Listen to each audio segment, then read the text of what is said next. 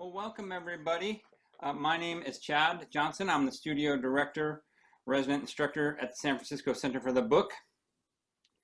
And I just wanted to welcome everybody to Shelter in Studio again. We've been doing this for a little over a month now, hosting artists, talking from their studios, keeping people connected while we ride out the shelter in place. So thank you all for coming and to be a part of this and supporting the Center for the Book today. Just a couple notes for people who didn't hear it earlier. I'm please asking people to keep their microphones muted and their video turned off while we're doing this. We're recording so that we can put it up on the web later. So we just don't want to get anybody, interrupting while we're doing that. So I really appreciate all of that. And if you're not seeing Andy right now, you should be seeing Andy sitting in the studio, comfortably relaxing, waving.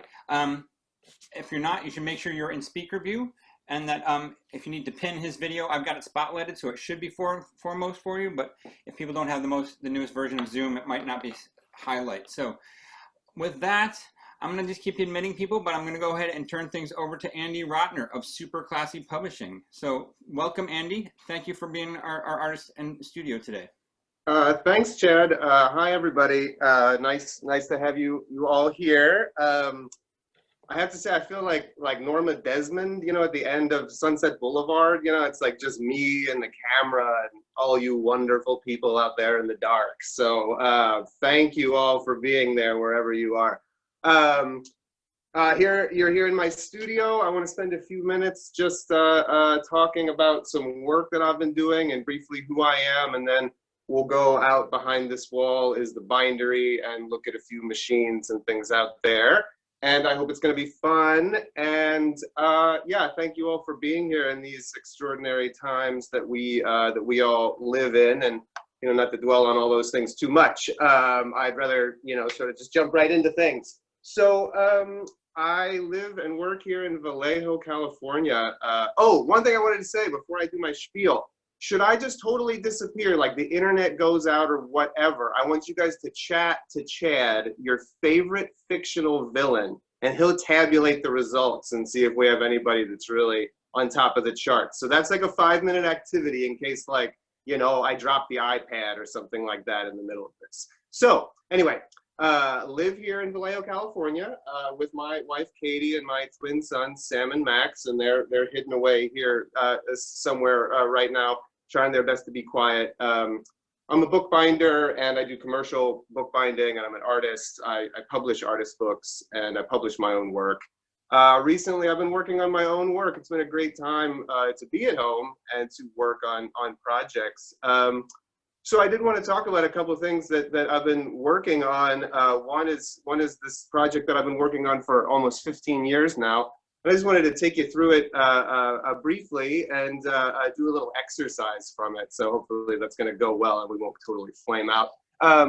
So this project I'm going to talk about is my library document project. And it started out in 2007, basically as a list of books that I owned. And after a year, it looked something like this, not super sophisticated, and a list of books and a list of quotes and things like that. And as I kept working on that, guys, it just continued to evolve. So at the 3-year level, things had gotten quite a bit smaller, trying to pack quite a bit more information. There could be tragically embarrassing things written on these pages. I hope you actually can't read it, just in case there's something just, terrible there. And as I moved on, things started to get, more and more tomish on me. And we ended up, after 5 years, with this big old fellow here. And obviously the information had been condensing and changing along the way. And things were going pretty well. And as things progressed on, unfortunately, as these things will go, from one thing came 4. And now, we call this one Big Pink. So this was the 7.5-year version of this project that had continued to go on and on. So I'll slide one out of here. You can sort of look at that one. And this is all leading up to something, I swear. So inside that one, we can see yet another sort of contraction of the data and a new format for everything. And of course, from 3, you know, had to come, oh gosh, the whole place shook there. From 3 had to come 12. I didn't have a 10-year edition of this project, which was really disappointing. So I really wanted to come out big for year 11. So my 11-year edition of the project had to be broken up into this many volumes. We've got an appendices. We've got one just for comic books now. And inside here, what I wanted to do was really find a way to incorporate everything that had happened so far. So inside here, I printed the 1 year, the 3 year, the 5 year, the 7.5 year, and the 11 year all together on one page. And it sort of fell apart into this sort of madness. And each of these has a different color scheme that I'm not going to belabor you all with. That's why it has all these colors on the side. Those are the basic color schemes. And the point being is that after about, you know, this long a time of doing this project, I had something that was almost impossible to use, and I really wanted to draw it back into something that could be more useful. So late last year, I developed something called Fully Integrated Document Organization, or FIDO, and he's been a good boy so far. So FIDO looks a little bit like this now. And I'm doing them as the exact opposite of these tomes: paperback, single section, easy as can be, replaceable whenever I need a new one. So here's Let's Talk About S, baby. So I wanted to do an exercise from this. You say, well, that's all well and good, but what is this all about? So let's say you needed some information about a stomach. You could come here to S, and you could come over to stomach. I just lost my page, my first real blunder so far, I think. Oh, okay, stomach. So I go down to stomach and I find the note, Q8, the overcoat, Gogol, comma, Nikolai. Is that how you say that, by the way, Gogol? I'm not sure. If I Google it, I'm afraid like my IQ will go down. Anyway, so if we go now to Q8 under Gogol, Nikolai, we find the quote, when he saw that his stomach was beginning to swell, he would get up from the table, fetch his inkwell, and start copying out documents he had brought home with him. If he had no work from his office, he would copy out something else just for his own personal pleasure, especially if the document in question happened to be remarkable not for its stylistic beauty, but because it was addressed to some newly appointed or important person. So just in case, if you do ever need a random quote about something, just ring me up. I'll help you out. So I've been working on that for a long time, and I thank you. I had a captive audience. I so rarely get to share it, and thank you for being a part of that. I have my other project that I'm going to just go through real fast because we want to have fun with machines too. So you see all my rock and roll albums, not all rock and roll, music albums up here.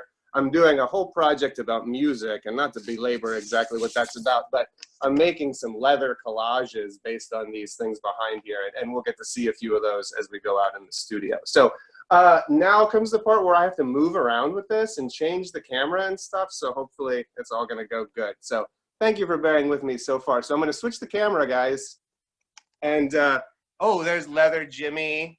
And there's a little piece of leather pet sounds and a few other things. So let's go outside.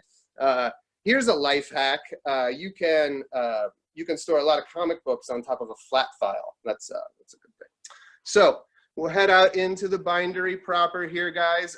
There's my roll-up door. I call it a roll-up door, not a garage door. It sounds less bourgeois than a garage door. So there it is.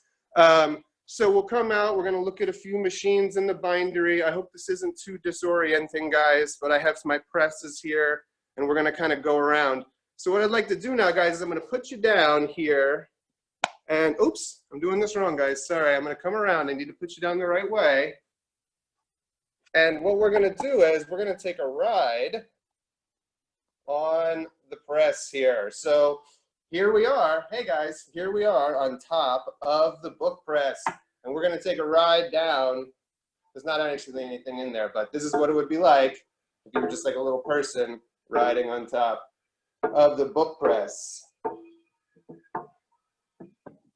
Oh, that's fun. I don't know if that's ever been done before on, you know, on the video like that. So there we go. So I won't bring you all the way back up, but there's the press. So I'm going to switch our view again, guys. Sorry for all the view switching.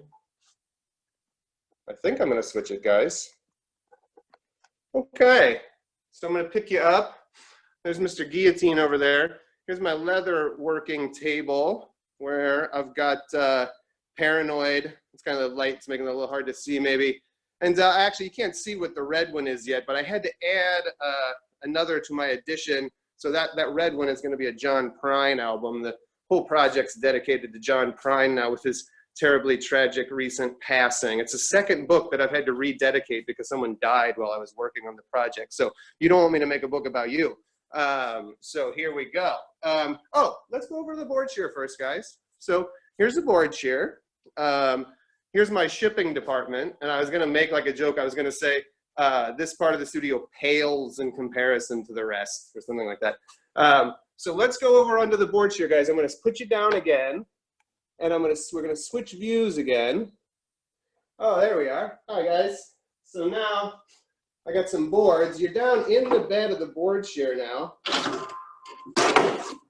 Sorry, that might have been a little loud. I should have given you guys a little warning.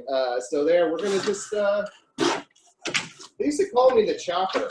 You see what I just did there, where I stopped halfway and I didn't get all the way through the board? That's amateur hour right there. That's not really how you chop boards. So one more. And I hope you're getting a nice reverb there. It's like you're really in the mix there. So that's the board shear. You know, they used to call me the chopper, and I'm not even joking about that. They really used to call me the chopper. So now here's my first stamper. And Chad, you give me a warning if I'm just like going way over or something, okay, man? So here we go with my little quick print. And I thought what we could do here, guys, if I set you up and switch our camera again, I've got the quick print set up and I have a little leather, white and black leather plaque. So I thought we might try stamping something here. This will be great, you know, because, you know, stamping's hard enough when you're doing it with nobody watching. So let's just see what we can get here with a quick stamp. Got my little weight, you know, and put that on there. And I pre-cut some foils because I thought that'd be good to do. So let's just see what we get. The leather ought to print nice and make my job easier, but we'll see. Let's just see what we get here.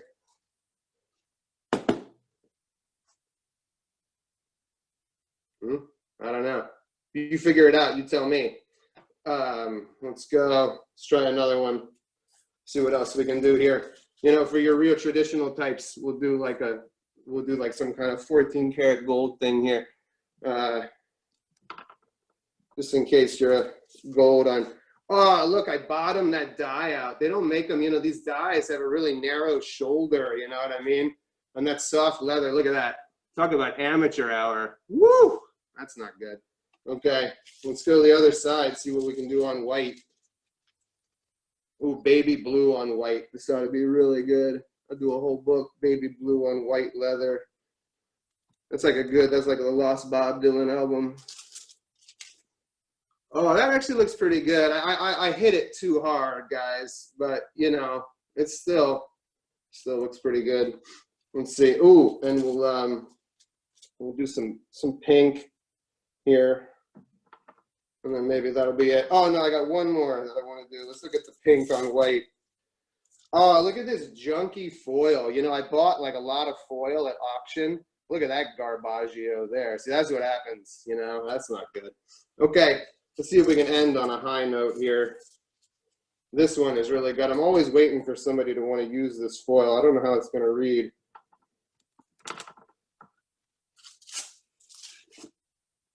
Yeah, I hit it too hard again. I guess my stamper's turned up too high, guys. But this one, I don't know if you can see if it's going to read on there, but it's like a psychedelic thing. Look at how to succeed. That's like really op, you know. You do something cool with that. That's a little stamping time. Always fun. So let's switch the camera one more time, guys, or a couple more times. A few other things. I got my binders board stacked here. Oh, I didn't put the broom away. Come on. And I got my little cutter here. My thing about binder's board is, you know, I sell it by the corner if you ever need it. That's a little different than some people do it. Some people sell it by the sheet. I sell it by the corner. So this over here, we've got my other stamper, you know, kind of makes the stamper you just saw kind of look like a toy. So here's the big Kensal. And I want to attempt something here that I truly think has probably never been done. I'm going to put you guys in the Kensal, and we're going to deboss you guys right now while we're live here. So this might be a little awkward. I have to switch the camera after I get you over here. So just bear with me. And now, oh, you're sliding in. This is what it's like right before you get, you know, debossed. So there's the die up on the Kensal. We're going to bring it on down.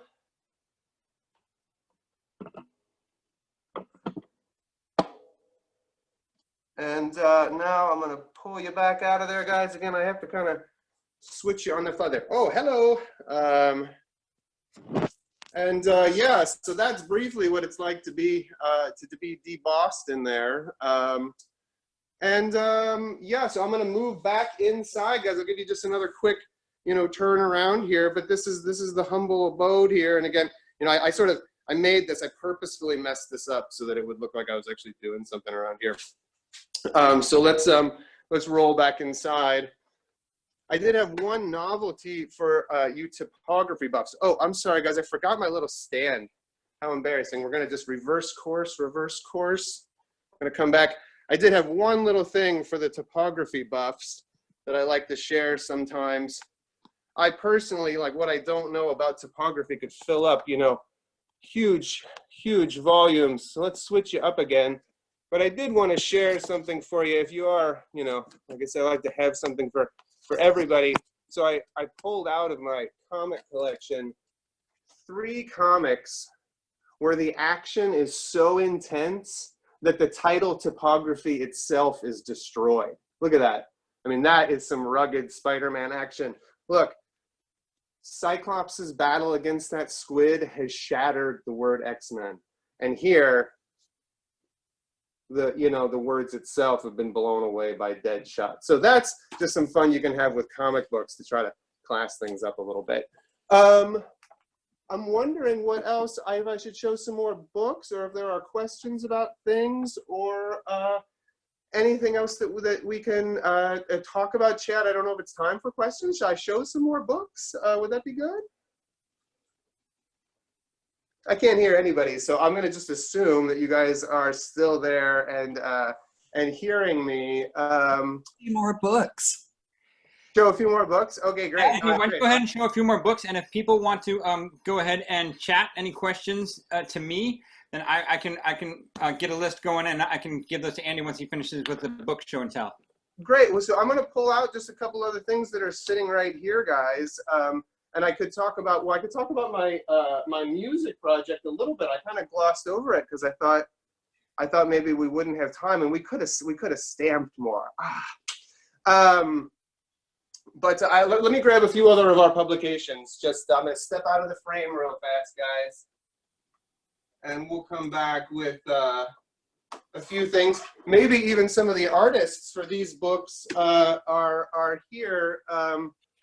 You know, I had you guys as a captive, so I talked about my own work, but we do like to publish other artists' work, and we spent several years publishing quite a few books by other artists. We'll start, I guess we can start just anywhere on the top of the stack here.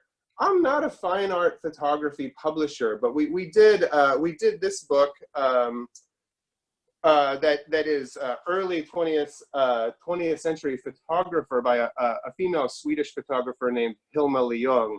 And it's a long story how we came in to connection with this project. And that's actually what the book is about itself. But, you know, the short of it is that my friend Hendrik Paul, who is a photographer here in the Bay Area and an artist here in the Bay Area, came to be the caretaker of Hilma's slides. Her glass slides through a sort of a long story.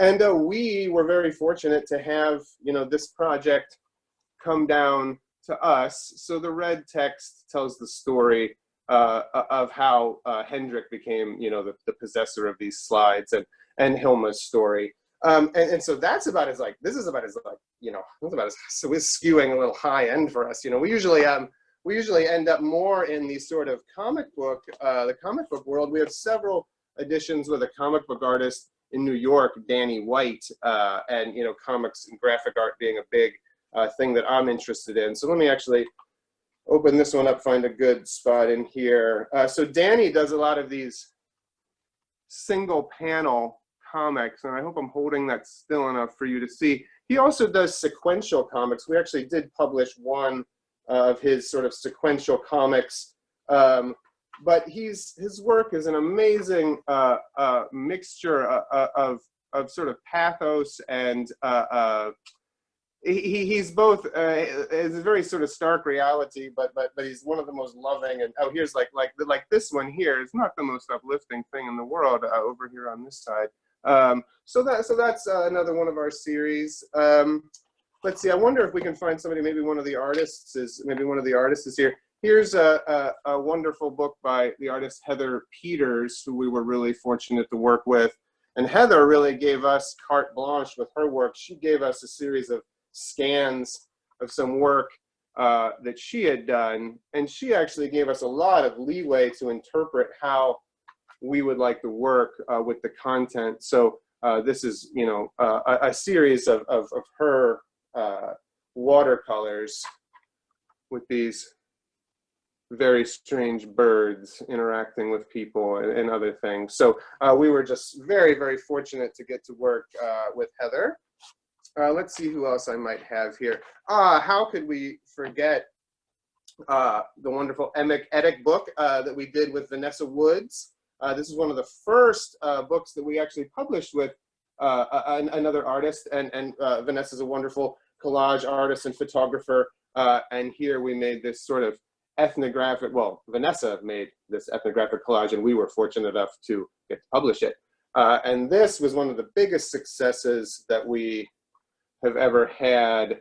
We did two versions of this, and I don't know which one I have here. One of them came with, in the back, there's a little pocket, and out of there comes a little original collage by Vanessa. So we'll just tuck them back away. So we have done a lot of work with Vanessa over the years. This is another book that features some of Vanessa's work. This is actually my book with a short story I wrote, and then some wonderful illustrated collages, illustrations by Vanessa. And this is about Sir Galahad finding his way across 21st century Vallejo. So all these are currently available. Our website is about to go offline because we're going to have a new one. But these books, if you ever are interested in any of them, are certainly for sale. Here's another one of Vanessa's lovely collages that we paired up, and, you know, we scanned some old book backgrounds to make it look, you know, like the pages were torn and abraded and things. Hello. So we also have a book by Liz Steketee, my colleague from San Francisco Art Institute. I didn't mention earlier, I went to San Francisco Art Institute. I got my MFA there, and I was an instructor there. I met my mentor in bookbinding. I can't believe I didn't say his name yet. Oh my gosh. John Demerit at San Francisco Art Institute. And that's how I became a bookbinder. So John trained me as a bookbinder, and I worked for him for many, many years. So this book comes out of that time when I was working at the Art Institute. And these are some of Liz's collages and, you know, fine art photography work, and you know, drawings and things. And this book is called Zabis Are Killers and Ate My Mom's Bran. And that's something that Liz's son, I think, had scrawled out one time, and we use that as the, so this has a nice, we did a cool little like printed end sheet with some of Liz's scrawlings on it, just a very lo-fi digital end sheet. There's Liz representing it. So that's good. And while the questions are getting together, I'm ready for questions whenever, but I'll grab one more from over here, guys. I never expected to have so much time, but this is a book we were very proud of that we published last year, 2 years ago, I guess, with an artist from Vallejo, Isaac Sahagun. And he had worked in the prison system. He's a Mexican-American, and he had worked in the prison system as a nurse giving care to white supremacists.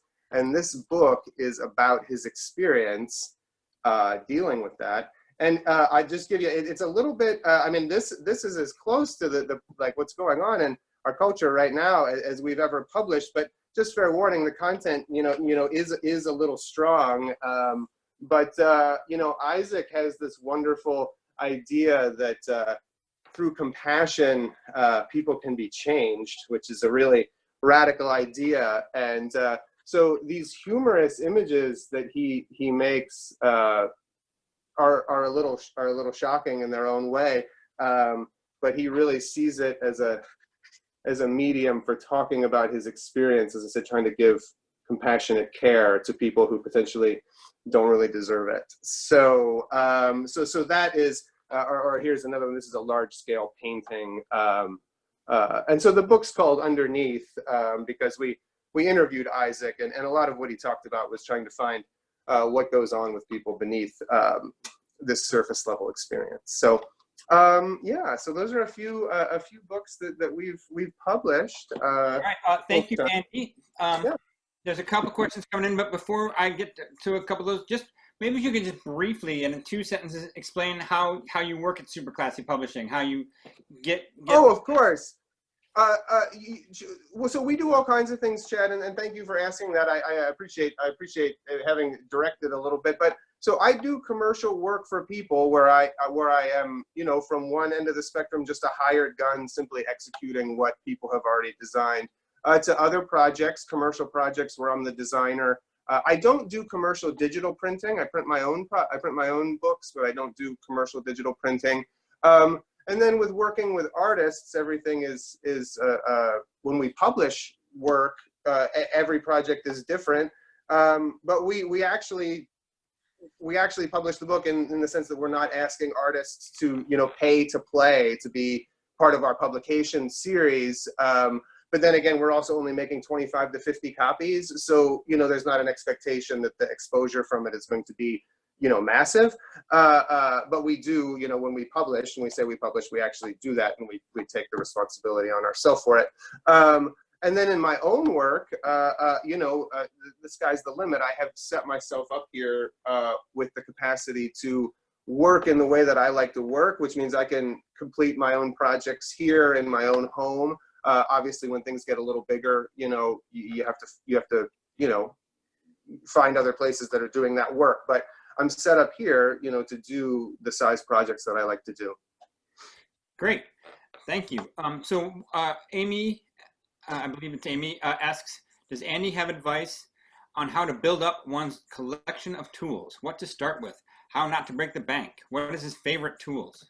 Yeah, that's a good question. I mean, the first thing I say in every class that I teach, or maybe not the first thing, but something I say in every single class I teach is that it's hard to do this work without the proper tools. I don't think you can have enough hand tools. They're not expensive, and they work magic. So little things are not that hard. You can always use bone folders and good straight edges and dividers and things like that.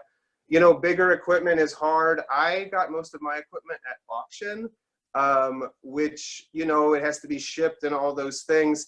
I don't think setting up a bindery is nearly as expensive as like setting up a letterpress shop. But certainly there is an investment there. And if you don't have a space to put cast iron equipment, it can be challenging.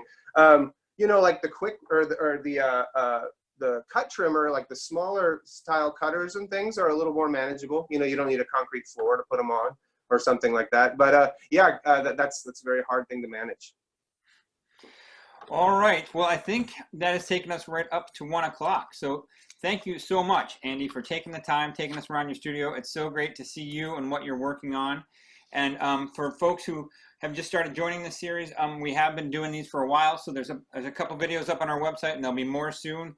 We're all just trying to catch as catch can. So keep visiting the website, sfcb.org, And go to the Shelter in Studio page under events, and you can check it out there. And if you want, you can get subscribed to our newsletter, because we're announcing where the next visit's going to be every week. And next week, we'll be heading to Petaluma to visit In Cahoots residency with Macy Chadwick. So we're looking forward to seeing you all then. And have a great... And I just wanted to say thank you, Chad. I forgot to say at the beginning, thank you to the center. I didn't mean to cut you off there, Chad, to say thank you. But I did want to say thank you to Chad. Thank you to the center. And I do look forward to seeing everybody when we can all get back together. So thank you all for being here. Thanks, Andy. Talk to you soon. Bye-bye. All right. Bye, everybody. Bye, everyone.